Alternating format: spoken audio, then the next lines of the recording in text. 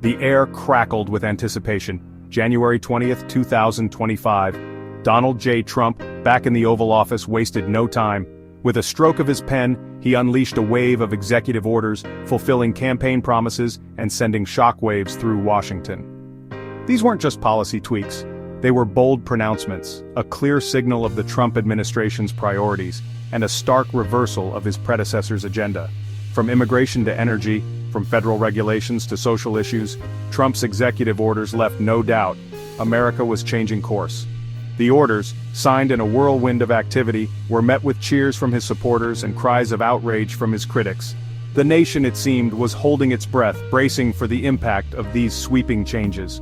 The sheer volume of executive orders, over 100 in total, was staggering. It was a display of executive power rarely seen in modern American history. Trump, it was clear, was determined to make his mark from day one. The message was unmistakable. The Trump era was back, and it was here to stay. Immigration, a cornerstone of Trump's previous administration and a central theme of his campaign, took center stage. Declaring a national emergency at the southern border, Trump unlocked a wave of funding and resources. The message was clear: the border was closed. The Remain in Mexico policy, a hallmark of his first term, was swiftly reinstated. Asylum seekers would once again find themselves waiting in often dangerous conditions, their hopes of entering the United States fading with each passing day. Title 42, a controversial public health measure used to expedite expulsions at the border, was revived. The move, justified on the grounds of national security, faced immediate legal challenges. Critics argued that it bypassed legal obligations to asylum seekers, while supporters applauded the decisive action to secure the border. The debate, heated and polarized, underscored the deep divisions over immigration in the United States. Trump didn't stop there. He empowered immigration enforcement agencies, hinting at the potential use of the military to round up and deport undocumented immigrants. The specter of mass deportations, a chilling echo of his previous term, loomed large. Families living in the shadows faced a renewed sense of fear and uncertainty. The message was clear: no one was safe. The crackdown had begun. Trump's energy plan was equally ambitious, a complete reversal of the Biden administration's focus on renewable energy. With the stroke of a pen, he lifted the ban on offshore drilling, opening up vast stretches of the Atlantic and Pacific coasts to exploration. The energy industry cheered, praising the move as a boon for American jobs and energy independence. Environmental groups, however, were horrified, warning of the devastating consequences of oil spills and the acceleration of climate change. The Arctic National Wildlife Refuge, a pristine wilderness long protected from development, was no longer off limits.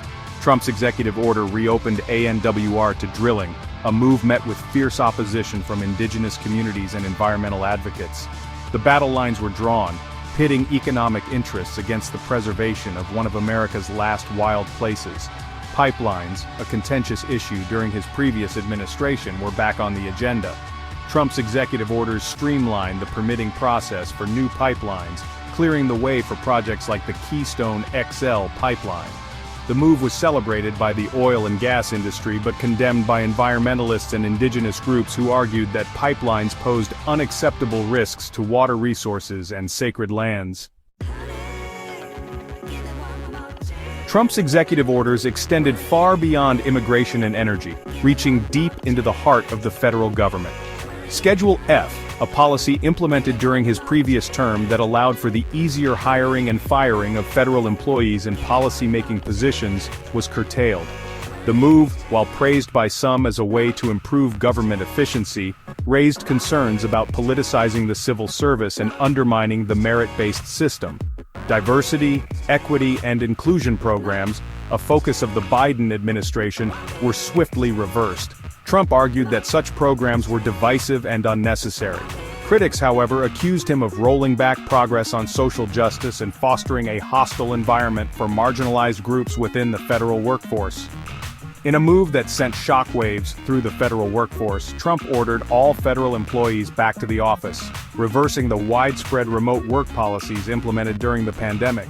Citing the need for increased productivity and collaboration, he threatened to fire those who refused to comply. The order was met with resistance from unions representing federal workers. who argued that it disregarded the needs of employees with disabilities and childcare responsibilities. The battle over the future of work had just begun,